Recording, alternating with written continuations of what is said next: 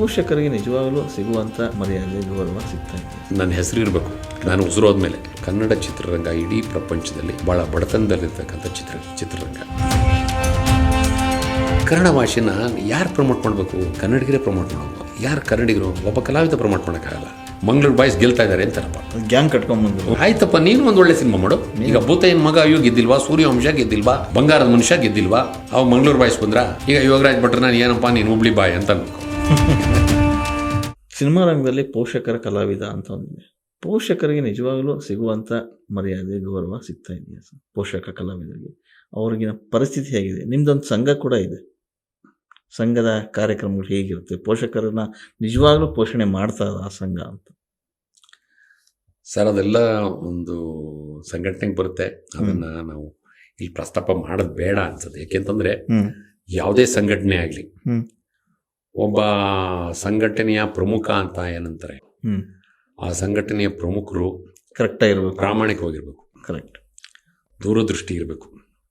ಇವತ್ತೇನೋ ನನ್ನ ಸಂಘದಲ್ಲಿ ನಾನು ಏನೋ ಒಂದು ಪ್ರಮುಖ ಸ್ಥಾನ ಇದೆ, ಪದವಿ ಇದೆ ಅಂತ ಅಂದ್ಕೊಂಡು ವೈಯಕ್ತಿಕ ಆಸೆಗಳನ್ನು ತೀರಿಸ್ಕೊಳ್ತಾ ಹೋದರೆ ಅದು ಸಂಘ ಹಾಳಾಗೋಗುತ್ತೆ, ಅವ್ರಿಗೂ ಕೆಟ್ಟ ಹೆಸರಾಗುತ್ತೆ, ಅವ್ರನ್ನ ಪದಚ್ಯುತಿ ಆಗ್ತಾರೆ. ಪದಚ್ಯುತಿ ಆದಮೇಲೆ ತಿಳ್ಕೊಬೇಕು, ಇನ್ನೊಬ್ರಿಗೆ ಅಡ್ವೈಸರ್ ಆಗಿರಬೇಕು. ಇನ್ನೊಬ್ಬರು ಯಾರು ಬರ್ತಾರೆ ಪ್ರಾಮಾಣಿಕವಾಗಿ ಕೆಲಸ ಮಾಡೋರಿಗೆ ಎಲ್ಲ ಅಂತಂದರೆ, ಯಾರೊಬ್ಬರು ಆ ಪದವಿಗೆ ಬಂದಾಗ ಅವ್ರಿಗೆ ಹೀಗಲ್ಲ ಹೀಗೆ ಮಾಡಿ ಅಂತ ಹೇಳಬೇಕು, ಒಳ್ಳೆ ರೀತಿಯಲ್ಲಿ ಹೇಳಬೇಕು. ಸಂಘನ ಉಳಿಸೋದಕ್ಕೆ ಯಾವುದೇ ಸಂಘಟನೆ ಉಳಿಸ್ಬೇಕು. ನೀವು ನೋಡ್ದಂಗೆ ನಿಮ್ಮ ಜೀವನದಲ್ಲಿ, ನಮ್ಮ ಜೀವನದಲ್ಲಿ ಒಂದು ತಲೆಮಾರಿನಲ್ಲಿ ಎಷ್ಟೋ ಸಂಘಟನೆಗಳನ್ನು ನೋಡ್ತೀವಿ. ಎಷ್ಟೋ ಸಂಘಟನೆಗಳು ಹುಡ್ತವೆ, ಎಷ್ಟೋ ಸಂಘಟನೆಗಳ ಮೂಲಕ ನಾಯಕರು ಬೆಳೀತಾರೆ. ಕೆಲವೊಂದು ಕಡೆ ಆರ್ಥಿಕ ಸಂಗ್ರಹ ಕೂಡ ಆಗುತ್ತೆ. ಅದರಲ್ಲೇನೋ ಲೋಪದೋಷಗಳಾಗ್ತವೆ. ಅದನ್ನು ಸರಿಯಾಗಿ ವ್ಯವಸ್ಥಿತವಾಗಿ ಅದನ್ನು ಅವ್ರು ನಿರ್ವಹಣೆ ಮಾಡದೇ ಇದ್ಮೇಲೆ ಆ ಸಂಘ ಭಿನ್ನಾಭಿಪ್ರಾಯಗಳು ಬಂದು ಒಬ್ಬೊಬ್ಬರೇ ಕೊಂಡಿಗಳು ಕಳಚಿ ಹೋಗ್ತವೆ. ಆ ಸಂಘ ನಿಷ್ಕ್ರಿಯ ಆಗತ್ತೆ. ಆ ಸಂಘಟನೆ ನಿಷ್ಕ್ರಿಯ ಆಗತ್ತೆ. ನೀವು ಯಾರನ್ನ ಅಂತ ನಾವು ವೈಯಕ್ತಿಕವಾಗಿ ನಾವು ಹೇಳೋದು ಬೇಡ. ನಿಮ್ಮ ಇದು ಜೀವನದಲ್ಲಿ, ನಿಮ್ಮ ಪ್ರಯಾಣದಲ್ಲಿ, ಇಷ್ಟು ವರ್ಷ ನನ್ನ ಪ್ರಯಾಣದಲ್ಲಿ ಸಾಕಷ್ಟು ಸಂಘಟನೆಗಳನ್ನು ನಾನು ಕಣ್ಮುಂದೆ ನೋಡಿದ್ದೀವಿ. ಕೆಲವರು ಭಾಷೆಗಾಗಿ ಹೋರಾಟ ಮಾಡ್ತಾರೆ, ಕೆಲವರು ರಾಜಕೀಯ ರಾಜಕೀಯ ಸಂಘಟನೆಗಳಿದೆ, ಭಾಷಾ ಸಂಘಟನೆಗಳಿದೆ, ಆಮೇಲೆ ಧಾರ್ಮಿಕ ಸಂಘಟನೆಗಳಿದೆ. ಅದರಲ್ಲಿ ಎಲ್ಲ ಕಡೆಯೂ ಲೀಡರ್ಗಳಿರ್ತಾರೆ. ಬಲಿಷ್ಠವಾಗಿ ಬೆಳೆಯುತ್ತೆ. ಸ್ವಲ್ಪ ದಿನ ಪ್ರಾಮಾಣಿಕವಾಗಿ ಒಳ್ಳೊಳ್ಳೆ ದೂರದೃಷ್ಟಿನ ಇಟ್ಕೊಂಡು ಕೆಲಸ ಮಾಡ್ತಾರೆ. ಆ ಸಂಸ್ಥೆನ ಬೆಳೆಸ್ತಾರೆ. ಆ ಸಂಸ್ಥೆಗೆ ತಕ್ಕಂತೆ ಏನಾದರೂ ಒಂದು ಆಸ್ತಿ ಮಾಡ್ತಾರೆ. ಆಸ್ತಿ ಹೆಸರಿನಲ್ಲಿ ಆ ಸಂಸ್ಥೆ ಹೆಸರಿನಲ್ಲಿ ಆಸ್ತಿ ಜೊತೆ ಕೆಲವೊಂದು ಸ್ಮಾರಕಗಳನ್ನು ಮಾಡ್ತಾರೆ. ಕೆಲವೊಂದು ದೊಡ್ಡ ಇನ್ನು ಪಕ್ಷಗಳು ಇದೆ, ರಾಜಕೀಯ ಪಕ್ಷಗಳು ಇರ್ಬೋದು, ದೊಡ್ಡ ಲೀಡರ್ಸ್ಗಳು ನೋಡಿದ್ದೀವಿ. ದೂರದೃಷ್ಟಿ ಇಟ್ಕೊಂಡು ಸಮಾಜದ ಸುಧಾರಣೆಗೆ, ಆಮೇಲೆ ಶಿಕ್ಷಣ ಸಂಸ್ಥೆಗಳಿದೆ, ಬೇರೆ ಬೇರೆ ಕ್ಷೇತ್ರಗಳಿದೆ. ಎಲ್ಲ ಸಂಸ್ಥೆಗಳು ಕೂಡ ಇದೇ ಒಂದು ತತ್ವದಲ್ಲಿ ಮುಂದುವರಿಬೇಕು. ಎಲ್ಲಿ ವಿಷನ್ ಇರ್ತದೆ ಸರ್. ನಾನು ಒಂದು ಹೇಳಬೇಕು ಅಂತಂದರೆ, ಅಲ್ಲೆಲ್ಲ ಮಸೂರಿಗೆ ನಮಗೆ ಪ್ರಮೋಷನ್ ಆದಾಗ DRDOನಲ್ಲಿ ಓರಿಯೆಂಟೇಷನ್ ಕೋರ್ಸ್ ಅಂತ ಮಾಡ್ತಾರೆ. ಓರಿಯೆಂಟೇಷನ್ ಕೋರ್ಸ್ ಅಂತಂದರೆ ಹೊಸ ಒಂದು ಸ್ಥಾನ ಬಂದಾಗ, ಪ್ರಮೋಟ್ ಆಗಿ ಒಂದು ಪದವಿ ಬಂದಾಗ ಅದಕ್ಕೊಂದು ಸ್ಪೆಷಲ್ ಕೋರ್ಸ್, ವಿಶೇಷವಾದಂಥ ಕೋರ್ಸ್ ಇರುತ್ತೆ. ಅಲ್ಲಿ ನೀವು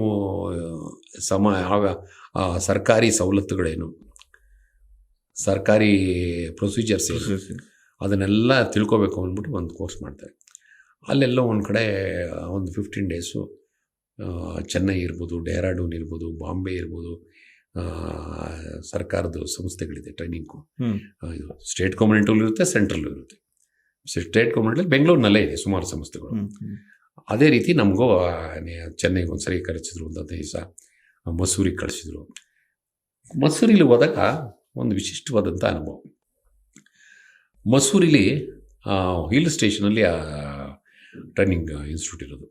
ತುಂಬ ಅದ್ಭುತವಾದ ಜಾಗ ಸರ್. ನಮ್ಮನ್ನು ಭಾಳ ಚೆನ್ನಾಗಿ ನೋಡಿಕೊಂಡ್ರು. ಒಂದು ಕಾಟೇಜು, ಇಬ್ಬಿಬ್ಬರಿಗೆ ಒಂದೊಂದು ಕಾಟೇಜ್ ಕೊಟ್ಟಿದ್ರು. ದೊಡ್ಡ ಕಾಟೇಜು. ಚಳಿ ಅಂದರೆ ಚಳಿ, ಮಂಜು ಬೀಳ್ತಾಯಿತ್ತು. ಸಂಜೆ 6 ಗಂಟೆ ಆದರೆ ಮಂಜು ಬೀಳುತ್ತೆ. ಅಲ್ಲಿ ಹೀಟರ್ ಇರೋದು. ನಾವೊಂದು 5 ಜನ ಬೆಂಗಳೂರಿಂದ ಹೋಗಿದ್ವಿ, ಮೈಸೂರಿಂದ ಒಬ್ಬರು ಬೆಂಗಳೂರಿಂದ. ಇಡೀ ದೇಶದಿಂದ ಎಲ್ಲ ಸ್ಟೇಟಿಂದನೂ ಬಂದಿರ್ತಾರೆ, ಎಲ್ಲ ಭಾಷೆ ಜನಗಳು ಬಂದಿರ್ತಾರೆ. ಅಲ್ಲಿ ನಾವು ಅವ್ರು ಹೇಳೋರು ಬೆಳಗ್ಗೆ 12 ಗಂಟೆವರೆಗೂ ನಮಗೆ ಪಾಠ. ಏನು ನಾವು 50 ವರ್ಷದಲ್ಲಿ 45 ವರ್ಷ 50 ವರ್ಷದಲ್ಲಿ ನಾವು ಕಾಲೇಜಲ್ಲಿದ್ದಾಗಲೇ ಸರಿಯಾಗಿ ಕ್ಲಾಸಲ್ಲಿ ಕೂತ್ಕೋತಿರಲ್ಲ. BSc ಈ ಇದು ವಿದ್ಯಾರ್ಥಿ ಚಳುವಳಿ ಮತ್ತು ಕನ್ನಡ ಸಂಘ ಅಂದ್ಬಿಟ್ಟು ಚಕ್ಕರ್ ಹೊಡೆದು ಆಚೆಲಿರ್ತಿದ್ವಿ. ಫಸ್ಟ್ ಇಯರ್ BSc ಮಾತ್ರ ನಾನು ಸರಿಯಾಗಿ ಕ್ಲಾಸಲ್ಲಿ ಓದಿದ್ದು. ಸೆಕೆಂಡ್ ಆ್ಯಂಡ್ ಥರ್ಡ್ BSc ಬರೀ ಪಾಸ್ ಮಾಡಿದ್ದೆ ಅಷ್ಟೇ, ಪಾಠ ಕೇಳಲೇ ಇಲ್ಲ, ನಾನು ನೋಡ್ಕೊಂಡು ಮಾಡಿದ್ದು. ಅದೇ ರೀತಿ ಇಲ್ಲೂ ಕೂಡ ಕೆಲವೊಂದು ಪಾಠಗಳನ್ನೆಲ್ಲ ಲೆಕ್ಚರ್ಸ್ದು ಬೋರ್ ಆಗೋದು ತೂಕಡಿಸ್ವಿ, ಈ ಕೆಲವ್ರದ್ದು ಭಾಳ ಇಂಟ್ರೆಸ್ಟಿಂಗ್ ಆಗಿರೋದು ಇರೋದು. ಹೀಗೆಲ್ಲ ಇದ್ದಾಗ ಅವ್ರು ಹೇಳೋರು ಸಂಜೆ 6 ಗಂಟೆ ಮೇಲೆ 5:30 12 ಗಂಟೆ ಮೇಲೆ ಲೈಬ್ರರಿಗೆ ಹೋಗಿ ಕೆಳಗಡೆ ಹೋಗಿ ಮಸೂರಿ ಹಿಲ್ ಸ್ಟೇಷನ್ ಊರಿದೆಯಲ್ಲ ಅಲ್ಲಿ ಮಸೂರಿಲಿ, ಅದೆಲ್ಲ ಸುತ್ತಾಡ್ಕೊಂಡು 5:30 6 ಗಂಟೆಗೆ ಬಂದ್ಬಿಡ್ಬೇಕು. ಲ್ಯಾಂಡ್ ಸ್ಲೈಡಿಂಗ್ ಆಗುತ್ತೆ, ಕೇರ್ಫುಲ್ ಆಗಿರಿ. ಇದು ಕೆಳಗಡೆ ಹೋಗ್ತಿರುವಾಗ ನಡ್ಕೊಂಡು ಹೋಗಿ, ಬರುವಾಗ ನಾವು ಮಾರುತಿ ಓಮ್ನಿ ಇರೋದು ಬಂದ್ಬಿಡುವ. ತುಂಬ ರಮಣೀಯವಾದಂಥ ಪ್ಲೇಸ್ ಅದು. ಬೆಳಿಗ್ಗೆ 8:30 9 ಗಂಟೆಗೆ ಸ್ನಾನ ಮಾಡಿ ಇದು ಮಾಡಿಬಿಟ್ಟು ತಿಂಡಿಗೆ 9 ಗಂಟೆಗೆ ಸೈರನ್ ಆಗೋದು, ತಿಂಡಿ ಕೂತ್ಕೊಳ್ಳೋಕ್ಕಿಂತ ಮುಂಚೆ ಹೊರಗಡೆ ಒಂದ್ಸರಿ ಬಂದರೆ ಎಳೆ ಬಿಸಿಲಲ್ಲಿ ಮುಂದ್ಗಡೆ ಹಿಮಾಲಯ ಬೆಟ್ಟ ಸರ್, ಹಿಮಾಲಯ ಬೆಟ್ಟದಲ್ಲಿ ಮಂಜು ಬಿಳಿ ಬೆಟ್ಟ ನೋಡ್ತಿದ್ವಿ. ಬಿಸಿಲು ಬಂದಂಗೆ ಒಂದೊಂಚೂರು ಪ್ಯಾಚ್ ಕಪ್ ಆಗೋದು, ಹಾಗೆ ತುಂಬ ರಮಣೀಯ ಅದು. ಆಮೇಲೆ ಇಷ್ಟು ಮೇಲ್ಗಡೆ ಒಳ್ಳೆ ಶುದ್ಧವಾದ ನೀರು, ವಾಟರ್ ಸರ್ವೀಸಸ್ಸು, ಎಲೆಕ್ಟ್ರಿಕಲ್ ಸರ್ವೀಸಸ್ಸು, ಎಲ್ಲ ಹಳೇ ಮನೆಗಳು, ಹಳೇ ಬಿಲ್ಡಿಂಗ್ಗಳು, ಟ್ರೈನಿಂಗ್ ಸೆಂಟ್ರು. ಯಾವಾಗ ಕಟ್ಟಿದ್ದು ಅಂದರೆ ಅದು 200 ವರ್ಷದ ಹಿಂದೆ ಕಟ್ಟಿರೋದು, ಬ್ರಿಟಿಷ್ನವ್ರು ಕಟ್ಟಿರೋದು. ನಾವು ಬ್ರಿಟಿಷ್ನವ್ರನ್ನ ಎಕ್ಸಾಂಪಲ್ ತಗೋತಾ ಇದ್ದೀನಿ ಅಷ್ಟೇ. ಇಡೀ ದೇಶದಲ್ಲಿ ಅದಕ್ಕಿಂತ ವಿಶಿಷ್ಟವಾದಂಥ ಬುದ್ಧಿವಂತರು ಜ್ಞಾನಿಗಳಿದೆ. ಅವರೆಲ್ಲ ಅಮೇರಿಕಾ ಫಾರಿನ್ಗಳಲ್ಲಿ, ನಮ್ಮ ಇಂಡಿಯಾಗೆ ಸೇವೆ ಮಾಡೋದು ಕಮ್ಮಿ.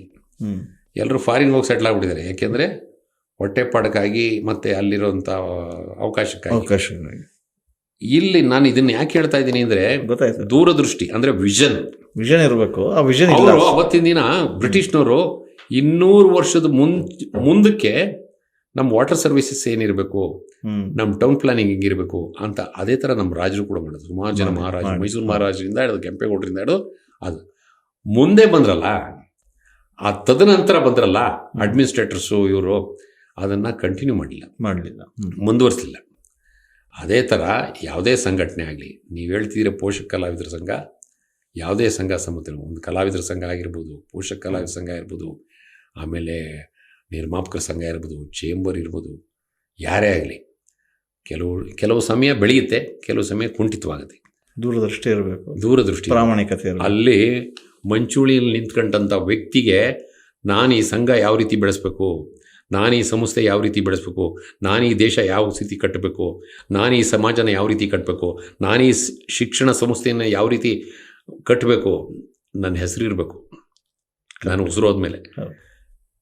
ಇಲ್ಲಿ ಈಗ ನೋಡಿ, ಶಿಕ್ಷಣ ಸಂಸ್ಥೆಯಿಂದ ವಿದ್ಯಾರ್ಥಿಗಳು ಬರ್ತಾರೆ. ನೀವು ಪ್ರಾಮಾಣಿಕವಾಗಿ ಆತ್ಮಸಾಕ್ಷಿಯಾಗಿ ನಿನ್ನಲ್ಲಿರುವಂಥ ಪ್ರಬುದ್ಧತೆನ ಅವರಿಗೆ ದಾರೆ ಎರೆದ್ರೆ ಈ ಸಮಾಜಕ್ಕೆ ಆದರ್ಶ ವ್ಯಕ್ತಿಗಳಾಗ್ತಾರೆ.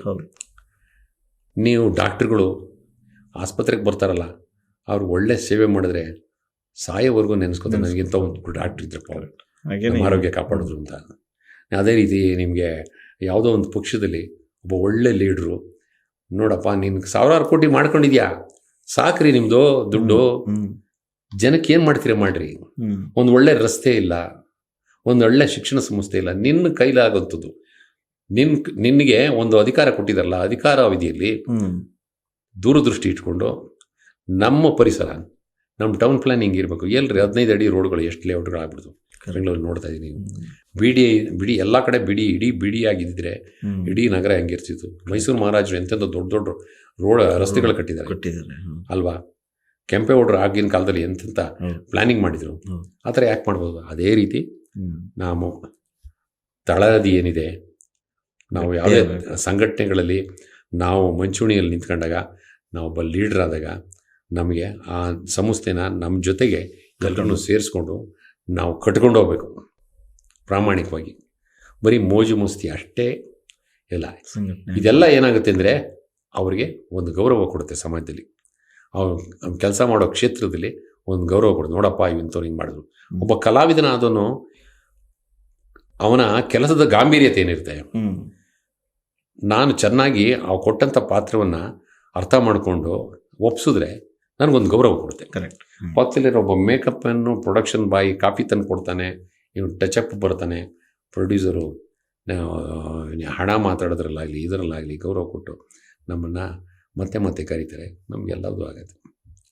ಇದು ಒಬ್ಬ ಪೋಷಕ ಕಲಾವಿದನಿಗೆ ಸಿಗಬೇಕಾದಂಥ ಗೌರವ, ಸಿಗೋವಂಥ ಗೌರವ, ಸಿಕ್ಕಿರೋ ಗೌರವ. ವಾತಾವರಣದಲ್ಲಿ ಯಾವುದೇ ಶೂಟಿಂಗ್ ಹೋದ್ರೂ ನಮ್ಮನ್ನು ಚೆನ್ನಾಗಿ ನೋಡ್ಕೋತಾರೆ. ಇಡೀ ಪ್ರೊಡಕ್ಷನರು ಚೆನ್ನಾಗಿ ನೋಡ್ಕೋತಾರೆ, ಪ್ರೊಡ್ಯೂಸರು ಚೆನ್ನಾಗಿ ನೋಡ್ತಾರೆ.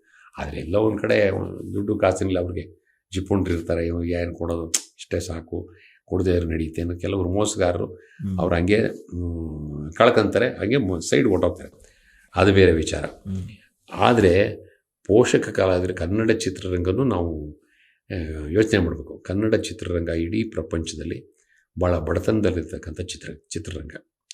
ಇಲ್ಲಿ ನಮಗೆ ರೆವಿನ್ಯೂ ಬಂದು ಈಗೇನೋ ಸೂ ಫ್ರಮ್ ಸೋ ಅಂತ ಒಂದು ಸಿನಿಮಾದಿಂದ ಕೋಟ್ಯಾಂತರ ರೂಪಾಯಿ, ಆ ಥರ ಒಂದು 20-25 ಸಿನಿಮಾ ಈ ವರ್ಷ ಗೆದ್ದುಬಿಟ್ರೆ ಇನ್ನೂ 200 ಸಿನಿಮಾ ಆಗುತ್ತೆ. ಕರೆಕ್ಟ್. ಪ್ರೊಡಕ್ಷನ್. ಆಮೇಲೆ OTT ರೇಟಿಂಗ್ ಬರುತ್ತೆ, ಚಾನಲ್ನವ್ರು ತೊಗೊತಾರೆ, ಎಲ್ರಿಗೂ ಕೆಲಸ ಸಿಗುತ್ತೆ, ಎಲ್ಲರೂ ಜೋಬು ತುಂಬುತ್ತೆ. ಕರೆಕ್ಟ್. ಇದನ್ನು ಸುದ್ದಿ ಮಾಡೋದ್ರಿಂದ ಸುದ್ದಿ ವಾಹಿನಿಗಳಿಗೂ ಕಮರ್ಷಿಯಲೈಸ್ ಆಗುತ್ತೆ. Yes sir. ನೋಡಿ ಸರ್, ಈಗ ತೆಲುಗುನಲ್ಲಿ ಸಿಕ್ಕಾಪಟ್ಟೆ ಇಡೀ ಪ್ರಪಂಚದಲ್ಲಿ ನೋಡ್ತಾರೆ ಸಿನಿಮಾನ. ಕರೆಕ್ಟ್. ತಮಿಳ್ ನೋಡ್ತಾರೆ, ಕನ್ನಡ ಭಾಷೆನ ಯಾರು ಪ್ರಮೋಟ್ ಮಾಡಬೇಕು? ಕನ್ನಡಿಗರೇ ಪ್ರಮೋಟ್ ಮಾಡಬೇಕು. ಯಾರು ಕನ್ನಡಿಗರು? ಒಬ್ಬ ಕಲಾವಿದ ಪ್ರಮೋಟ್ ಮಾಡೋಕ್ಕಾಗಲ್ಲ. ಒಬ್ಬ ಪ್ರೊಡ್ಯೂಸರು ಡಿಸ್ಟ್ರಿಬ್ಯೂಟರ್ಸ್ ಕೆಲಸ ಮಾಡ್ತಾರೆ. ಆದರೆ ಒಳ್ಳೆ ಕತೆ ಕೊಟ್ಟು ಕೂತು ಭಾಳ ಅದ್ಭುತವಾದಂಥ ಕತೆ ಕೊಟ್ಟು ಸಿನಿಮಾ ನಮ್ಮಲ್ಲಿ ಏನು ನ್ಯೂನ್ಯತೆ ಇದೆ ಅಂತ ತಿಳ್ಕೊಂಡು, ಜನಕ್ಕೆ ಏನು ಬೇಕು ಅಂತ ತಿಳ್ಕೊಂಡು ಮಾಡಿದ್ರೆ ನಿಜವಾಗ್ಲೂ ಸಕ್ಸಸ್ ಆಗೋದ್ರಲ್ಲಿ ಎರಡು ಮಾತಿಲ್ಲ ಸರ್. ನಮಗೇನು ಇನ್ನೇನು ಹೊಸತನ ಕೊಡ್ಬೋದು. ಈಗ ಏನಂತಾರೆ, ಮಂಗಳೂರು ಬಾಯ್ಸ್ ಗೆಲ್ತಾ ಇದ್ದಾರೆ ಅಂತಾರಪ್ಪ. ಈಗ ಗ್ಯಾಂಗ್ ಕಟ್ಕೊಂಡ್ಬಂದ್ರು ಮಂಗಳೂರು ಬಾಯ್ಸ್. ಯಾಕ್ರಿ? ಆಯ್ತಪ್ಪ, ನೀನು ಒಂದು ಒಳ್ಳೆ ಸಿನಿಮಾ ಮಾಡು, ನೀನು ಗೆಲ್ಲಲ್ಲ. ಈಗ ಭೂತಯ್ಯನ ಮಗ ಅಯ್ಯೋ ಗೆದ್ದಿಲ್ವಾ? ಸೂರ್ಯವಂಶ ಗೆದ್ದಿಲ್ವಾ? ಬಂಗಾರದ ಮನುಷ್ಯ ಗೆದ್ದಿಲ್ವಾ? ಒಳ್ಳೆ ಕತೆ. ದುನಿಯಾ ಸಿನಿಮಾ ಗೆದ್ದಿಲ್ವಾ? ಮುಂಗಾರು ಮಳೆ ಜಗ್ಲಿಲ್ವಾ? ಒಳ್ಳೆ ಕಂಟೆಂಟ್ ಬೇಕಷ್ಟು. ಅವಾಗ ಮಂಗಳೂರು ಬಾಯ್ಸ್ ಬಂದ್ರ. ಕರೆಕ್ಟ್. ಈಗ ಯೋಗರಾಜ್ ಭಟ್ರು ನಾನು ಏನಪ್ಪ ನೀನು ಹುಬ್ಳಿ ಬಾಯ್ ಅಂತ ಅನ್ಬೇಕು. ನಿಮಗೆ ಮಾಧ್ಯಮದಲ್ಲಿ ಕೆಲಸ ಮಾಡುವ ಆಸಕ್ತಿ ಇದೆಯಾ? ಹಾಗಾದ್ರೆ ಕರ್ನಾಟಕ ಟಿವಿ ಡಿಜಿಟಲ್ ಮೀಡಿಯಾದಲ್ಲಿದೆ ನಿಮಗೆ ಒಳ್ಳೆಯ ಅವಕಾಶ. ಆಯ್ಕೆಯಾದವರಿಗೆ ಉಚಿತ ತರಬೇತಿ ಕೊಡ್ತೀವಿ. ತರಬೇತಿ ನಂತರ ಕೆಲಸ ಮಾಡುವ ಅವಕಾಶನೂ ಕೊಡ್ತೀವಿ. ಈ ಕೂಡಲೇ ನಿಮ್ಮ ಮಾಹಿತಿಯನ್ನ ಮೇಲ್ ಮಾಡಿ.